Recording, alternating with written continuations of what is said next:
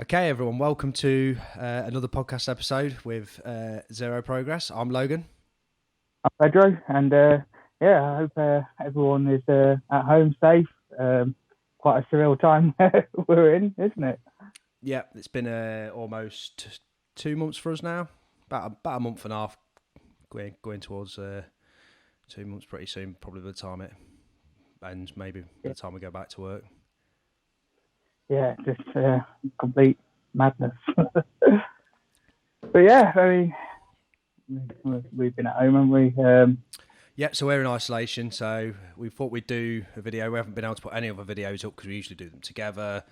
We're struggling a little bit trying to do them at distance, but we've managed to find a way where we could use video calling to do a podcast together. And I thought maybe we'd just do that because we've been playing loads of games. So we could talk about the games we've been playing, our thoughts on some new games that have come out. Maybe going about when, what we'll try and do next for the channel or anything. Obviously, the Let's Plays are sort of on hold at the minute a little bit because though we can play them through SharePlay, we didn't want the way SharePlay works, even though it is pretty good, to kind of hinder the recording process and everything. So we'd rather do that while we're actually sitting together. So yeah, let's get into what we've been playing. So we'll try and go from. I'm trying to sort of go in order, so we won't talk about the big one just yet. But yeah, so one of the first ones I completed actually. I started before the official lockdown, but I completed during was Death Stranding. Oh yeah. That's because it's been such a long game, isn't it? Yeah. What did you think of it? Yeah, it was really good. Yeah, I took a bit of time in between. I got probably nearly halfway through, and then I just had a month or so off because of other games that was coming out. I can't really remember what other games had come out that took my mind off it, but yeah, got back into Death Stranding. Really enjoyed that. Definitely picks up a lot during the second half. I would probably say the gadgets and everything, you get that help with the delivery part of the main mechanic of the game, kind of like the fetch quest delivering. Some of the gadgets you get make it loads of fun.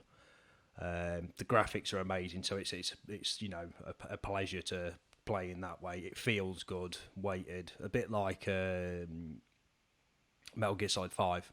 It feels really nice and weighted like that, controls are tight. But yeah, no, really enjoyed it. The story's mental, like, it's Hideo Kojima, it is mental. But yeah, really enjoyed that. So yeah, so what was, towards the beginning of the lockdown, we don't have to go in, in order necessarily. I just thought it'd probably be easy to remember stuff. We went in sort of a bit of an order. Yeah, so I mean, the first game I started up was Legend of Zelda Wind Waker HD for the Wii U. I think played that in like 3-4 days. Yeah. Because it was at the start of lockdown, I was still kind of working, so I wasn't able to fully dedicate myself to playing. But then obviously I decided to take the rest of the time off, and so I completed Wind Waker, and then I started on a bit of Mario. So I actually wanted to play all the original Marios and complete them. So far, I've only actually done the first one, which I managed to complete in a day. Probably actually about 4 hours. I managed to complete the first Mario game. Started on the third one. I just haven't got around to finishing it yet. Mario 3? Yeah. Yeah, is that on the Switch? Yeah, I'm playing it on for the Super Nintendo mode for the Switch.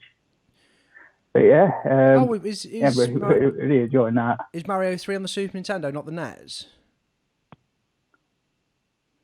Oh yeah, it did come out for the NES, didn't it? I think Mario 1, 2 and 3 with the NES, the remake they did for him, which was a bit of a remaster where it did actually look loads better, like the colours and everything were a lot brighter. That was the Mario All-Stars thing, which they haven't released on the online thing, which I think is mental. That's what I had the All-Stars. Yeah, same here, I had that to the SNES. I think it's mental they've not released that on the, what do they call it now? It's just Switch Online, isn't it? It's like the Nintendo and Super Nintendo games that you can play online. But yeah, the Mario All-Stars would be awesome on that, getting the better graphic version of the older games. But So you've played. I think another thing I was playing around the same time I was playing Death Stranding is got back into Gran Turismo Sport. I've got a nice. G29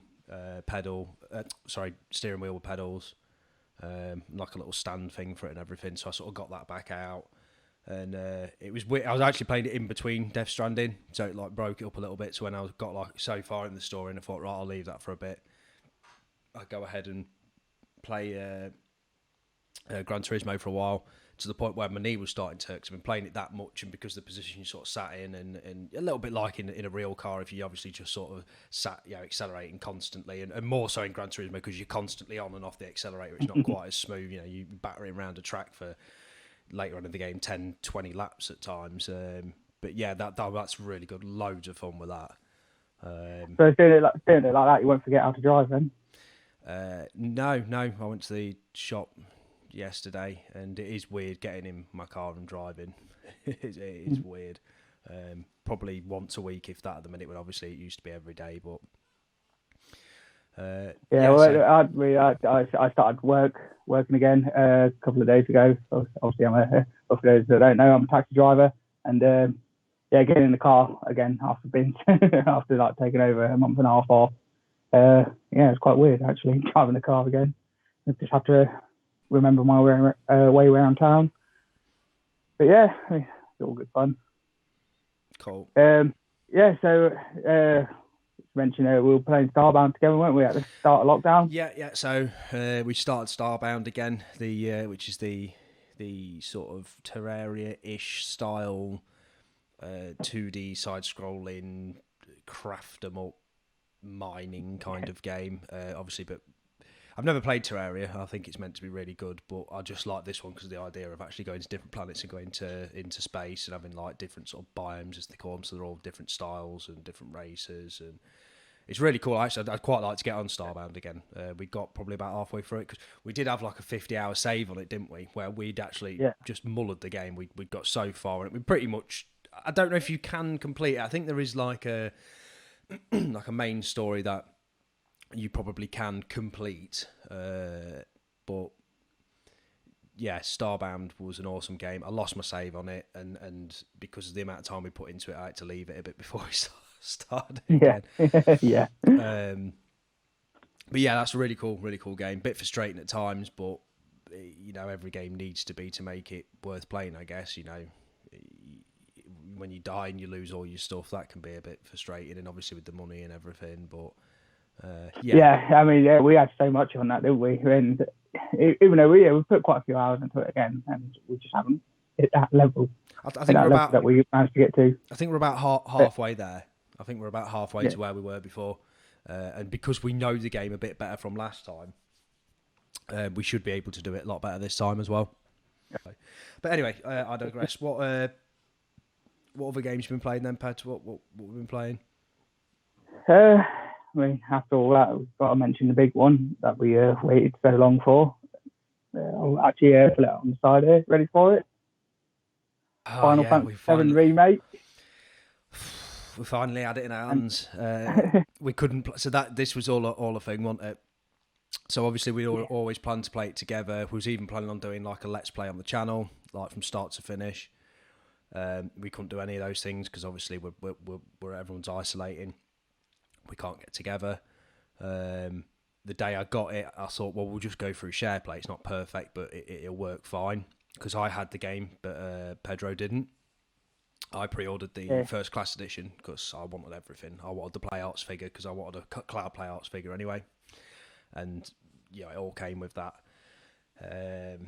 You got the figure, haven't you, and the motorbike? Yeah. Which was cool. It's all, I'm really happy with it. It was quite expensive, but I don't tend to spend that much on special editions. I never really buy them or anything. So, with it being one of my favourite games, I went all out for it. Yeah.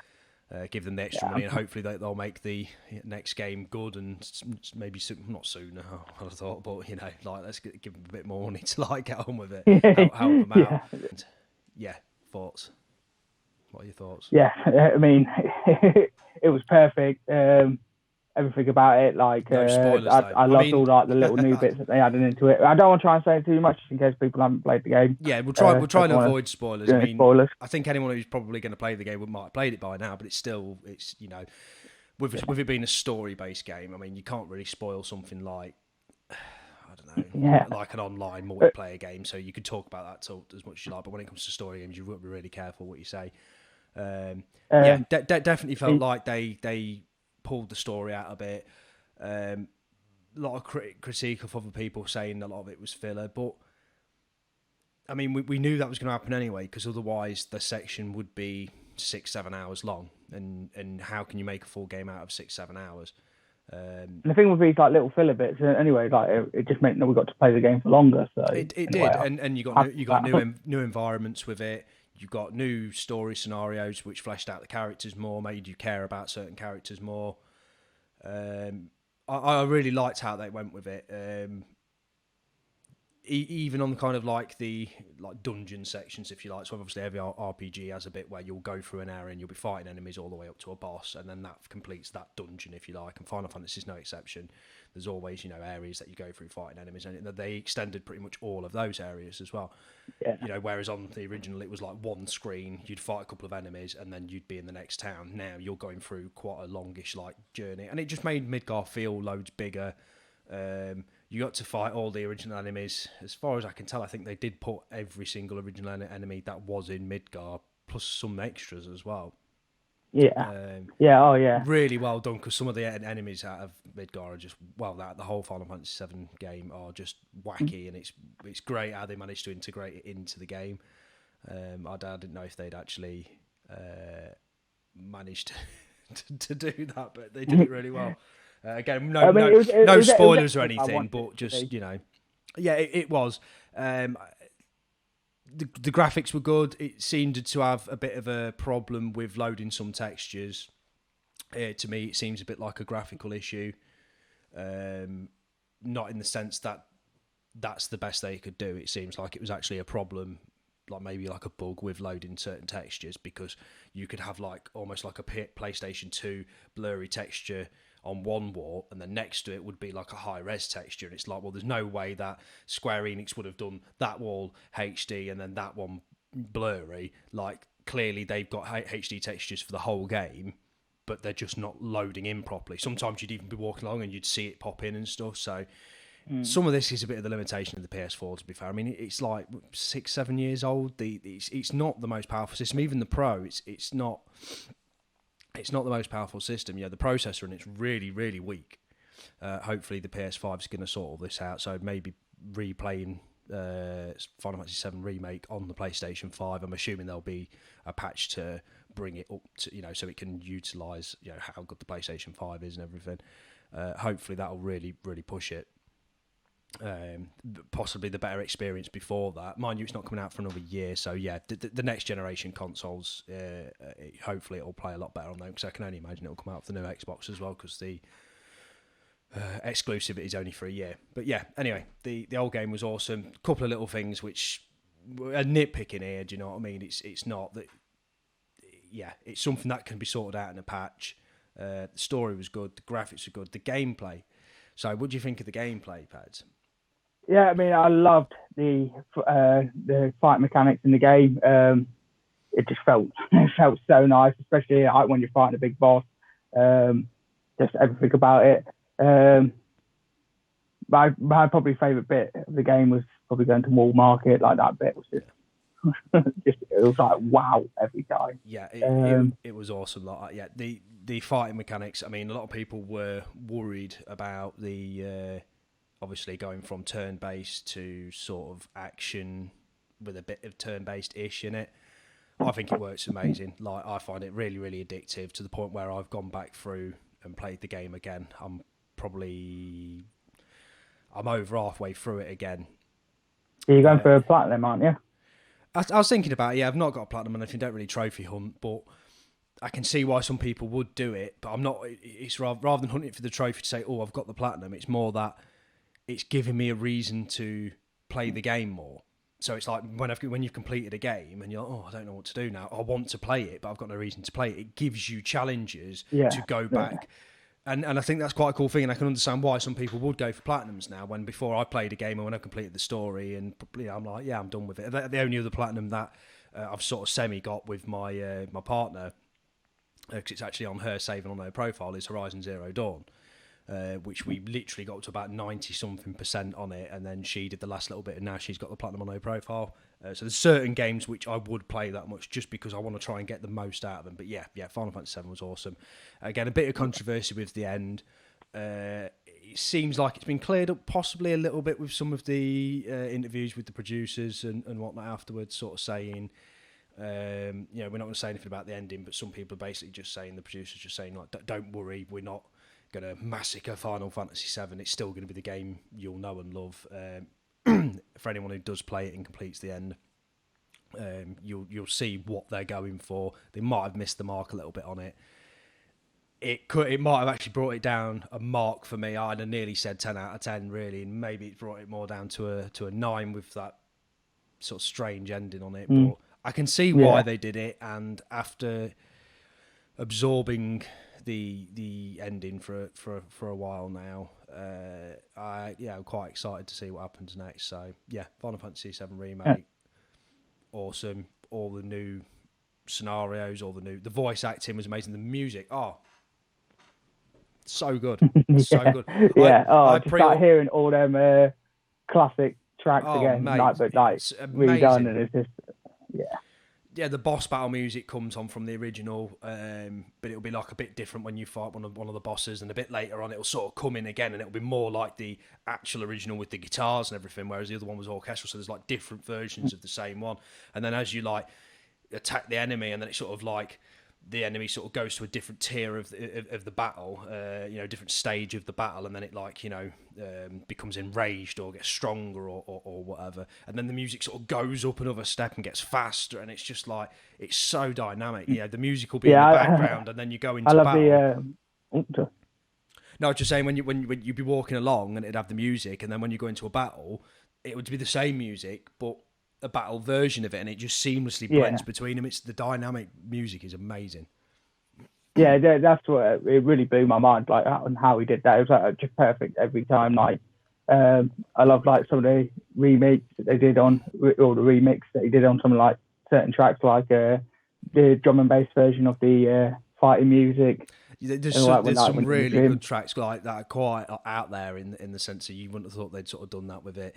Again, we're not trying to spoil much, but the War Market music, sort of remixy version of that in one of the battles, and it's fantastic. The slum music. Your favourite music in the game. It's great. If you've ever played the original, it's a highlight. Like, I feel for anyone who's played the original enough to complete it and enjoy it and really take it in. They'll know this music even if they don't realise it, and when they get to those sections of the game, then I think that you'll recognise it, and that hits the nostalgia even more because of the quality of the remade music. Like, it's so good. It's it gives a lot of other games like almost like a bad name, because then like you listen to the music on some other games and you think, what, this is crap, like, what's this? But on that, they went all out with it, and it's the source material they had from the original composer, they had good music already to work with, so that obviously helped. But I just can't wait for the next part now. I need to see, hopefully in the next 6 months to a year. I don't know if everything's going to be slowed down, possibly with the current climate and that, but trying to stay positive with it. And I'd like to see, hopefully within the next 6 months to a year, a little mini teaser or some screenshots or just something. Just show us the first town. So we've been playing Resident Evil 3 as well, straight after Final Fantasy, and I really enjoyed it. The game was heavily cut, I think. Like, we completed it in what, 5 hours, 5.5 hours? 5.5 hours. Yeah. Criminally short. For what they could have done with it, it could have been another 10, 11 hour game. They should have added stuff to it, not cut it out. I don't know what they're playing at. It's unfortunate. If you're going to make the effort to remake the game, then like remake it. You know, you've got the amazing RE engine to use, which looks fantastic. Resident Evil 2, Resident Evil 7, Devil May Cry 5 all use the RE engine, and they look fantastic. They play amazing on consoles and PCs alike, as far as I can tell. It just runs so smooth, and it's beautiful. It's an amazing looking game. We played it on the Pro, and it really pops. The lighting, the graphics, the textures, the character models, everything looks fantastic. But why was it so short? And then why release it with this multiplayer section thing? I've not even played that, so I feel a little bit bad kind of even judging the multiplayer thing because I haven't played it. It might be fun, but I'm not interested in it. I just wanted the definitive Resident Evil 3 experience, a bit like the Resident Evil 2 remake. So even though it was a good game, the gameplay's still really good. I just feel that the way they cut it out and kind of changed so much on it, I just wasn't into so much of that. I'm a little bit disappointed with it. And when reviews come in saying that some people are disappointed, I was thinking, how could you be? You know, if it's anything like the RE2 remake, no, I get it. Yeah, I mean, it's still a really good game, but it is. When we originally played Resident Evil 2 remake, like it was quite fun to like see all like these familiar places. You kind of knew where the story was going, but they added so much more to it, so that made it like really fun and exciting. Still, with Resident Evil 3, we do, like you kind of had that at the beginning bit. Then after that, it was like, oh well, like they've just like missed so much out. And like what I found really disappointing was Nemesis. Like I was expecting him to be like really scary, like Mr. X. So if they'd have done it with like Mr. X, I mean, it seems like they rushed it a little bit. They were probably maybe a part of the Capcom studio with you're given the task of remaking Resident Evil 3, and there was like maybe you've got a year to do it. I'd rather them take 2 years and end up with something longer.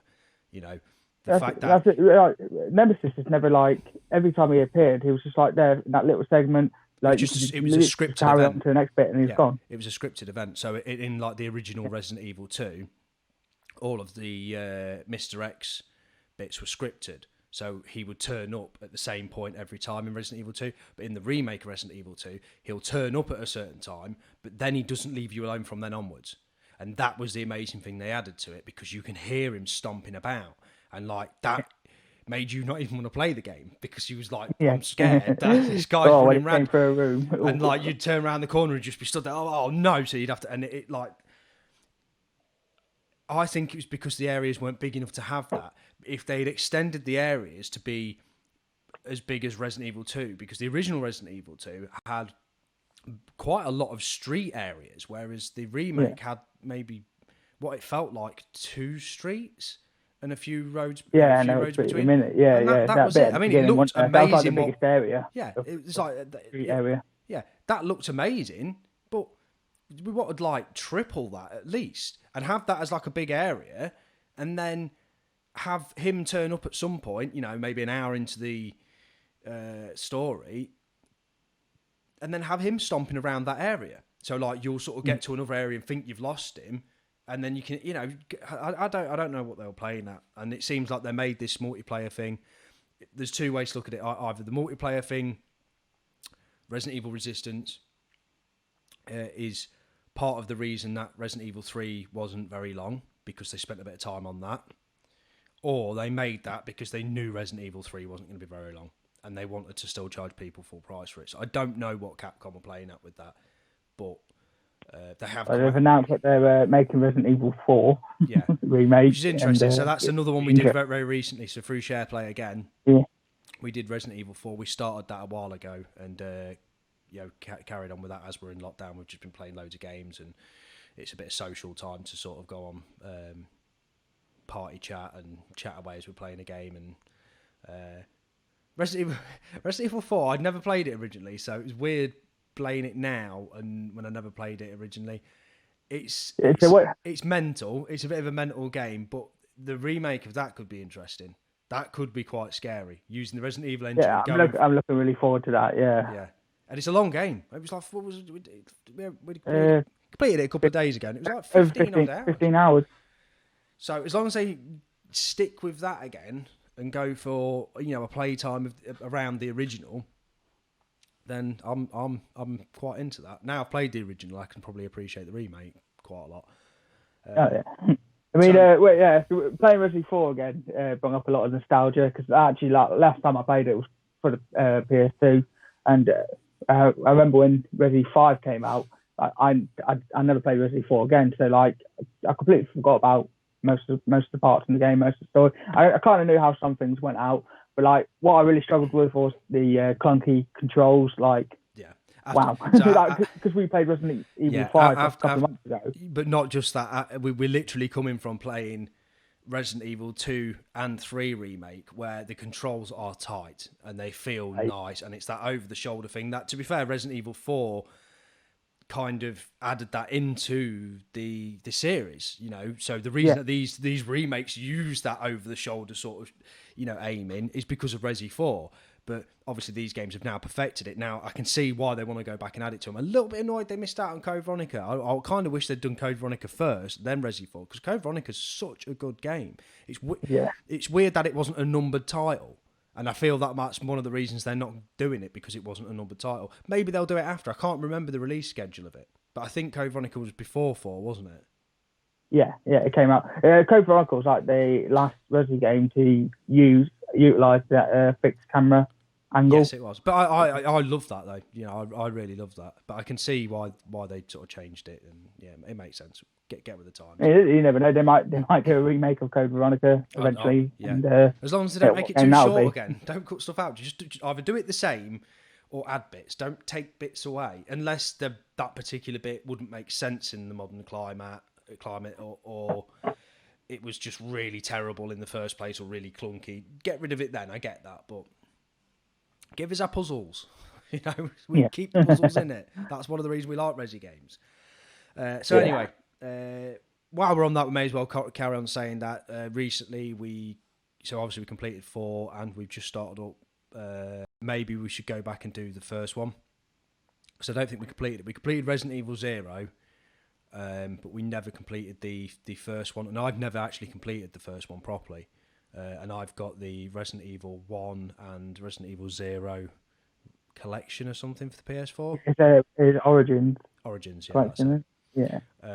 I quite like. We've also got Resident 6 as well to do. Oh God. Yeah, I'm not looking forward to that one, just because I've only played the beginning of Resident 6, and I know you could say, it's not much to go by, but yeah, for me, they just felt like they kind of ruined the game a little bit. It's not got the best views, but we're going to try and do it as like as far as we're aware, you can play it in some form of co-op. It's like the same as like Resi 5, like sort of co-op, but yeah, like with the graphics and that, there just seemed a lot of. They definitely redeemed themselves with 7, because 7 was fantastic, like so good, and I hope 8. By the rumours, it sounds like it's going on the same lines as 7. It's going to be, scary. It's going to be first person. It's going to be full of tension rather than action. Even though Resi has always had, a mixture of survival horror, tension and atmosphere, mixed with sort of action segments. As long as they get that balance back again. Cheeky one-liners. And cheeky one. I thought you said cheeky one-liners. I mean, it's that as well, isn't it? Excuse me. So right, let's move on anyway, because we're rambling on about stuff here. So we've had our Resident Evil talk. I'm going to go through a few of the other games I've been playing just quickly. So I've also been playing Dying Light. I got that with one of my mates. It was on offer for £15 for like the full edition.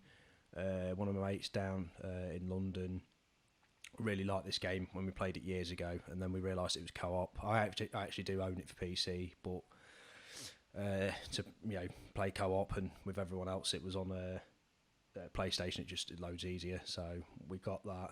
Yeah, had a load of fun with that. It is a fun game. Yeah, Dying Light, definitely a really fun co-op game. Yeah, it does look really good. My missus picked it up as well. She got it. She's been playing it with my sister. My sister's bought it as well because she recently completed Detroit Become Human. and was looking for another game, and Layla was like, well, this is still 15 quid, so my sister's got it. So my sister and Layla have been playing it together as well. They've got like really far in it. Cool.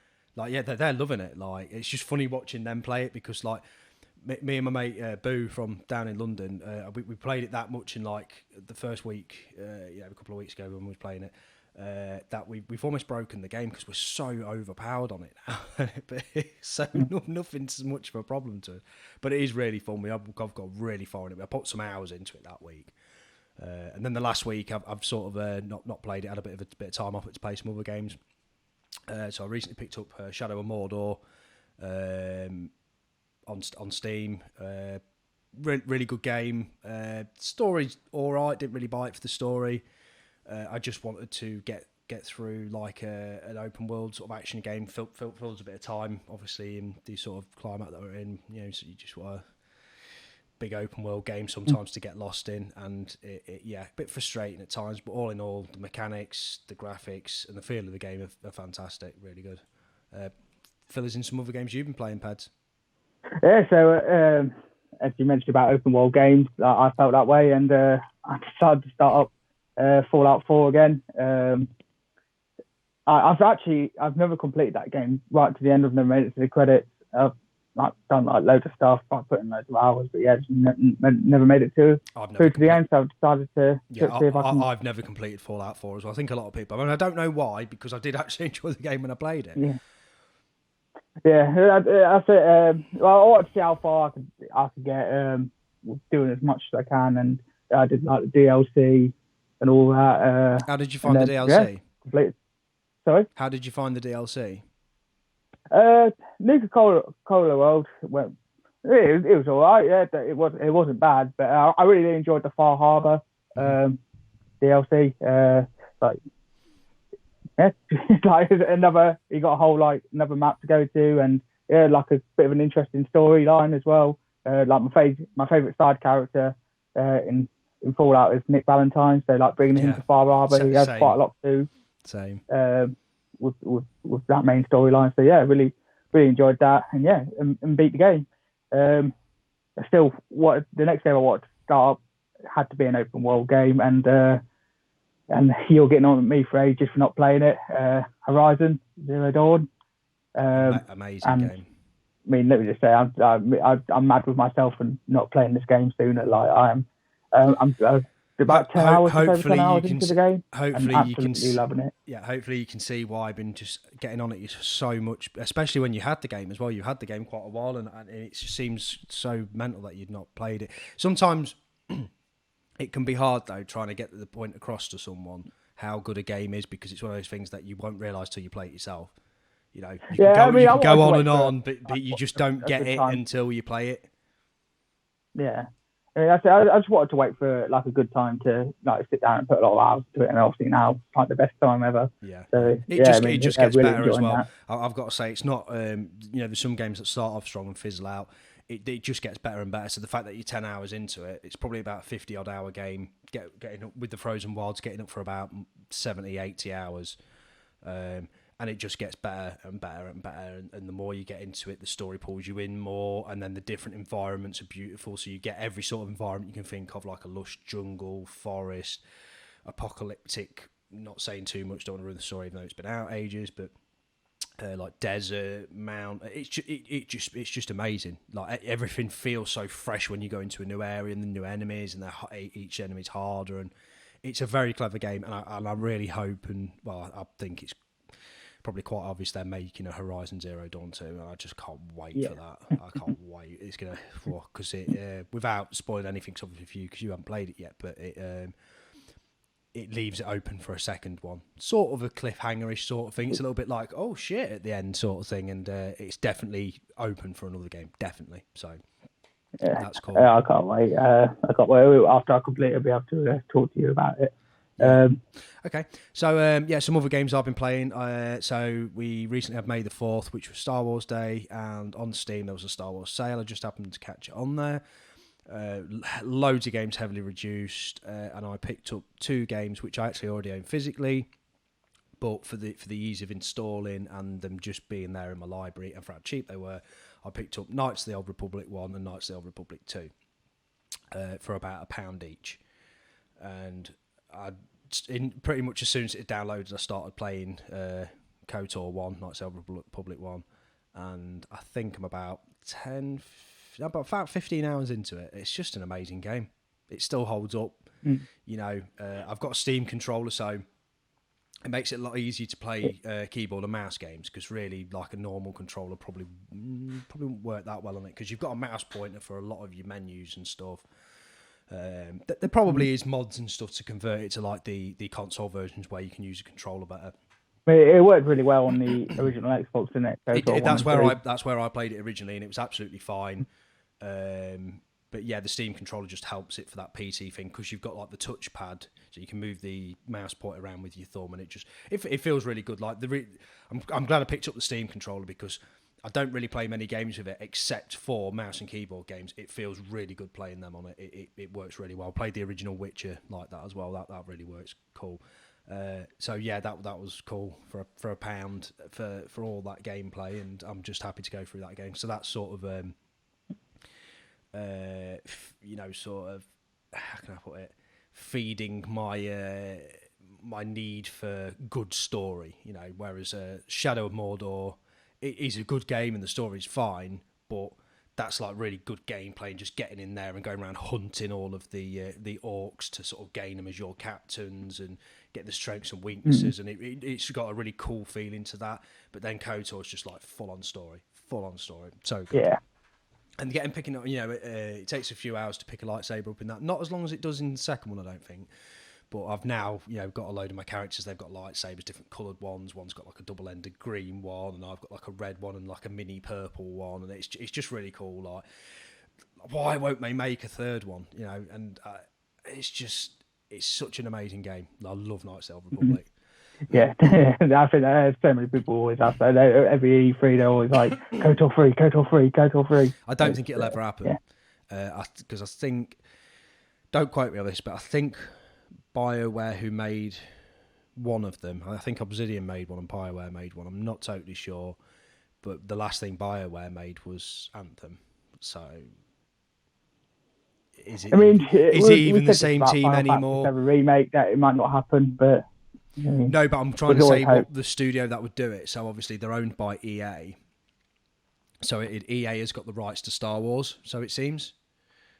Yeah. So I'm sure one's Obsidian and one's BioWare. Oh yeah, BioWare made the first one, and Obsidian published the second one. Yeah. So they developed them, and LucasArts published them.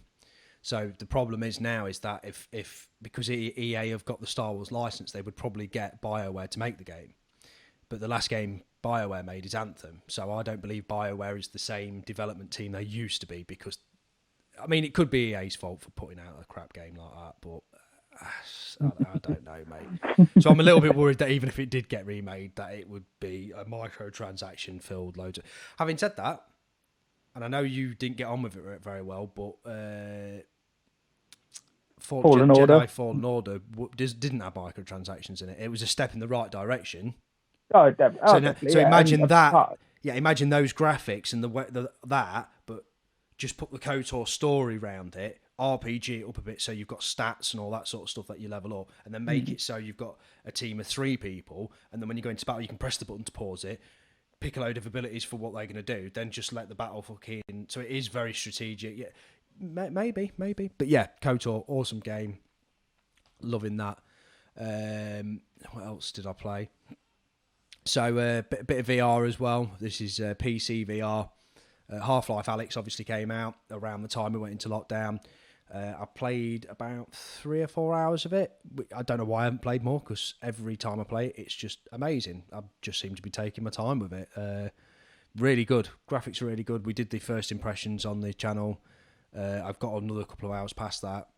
Really enjoying that.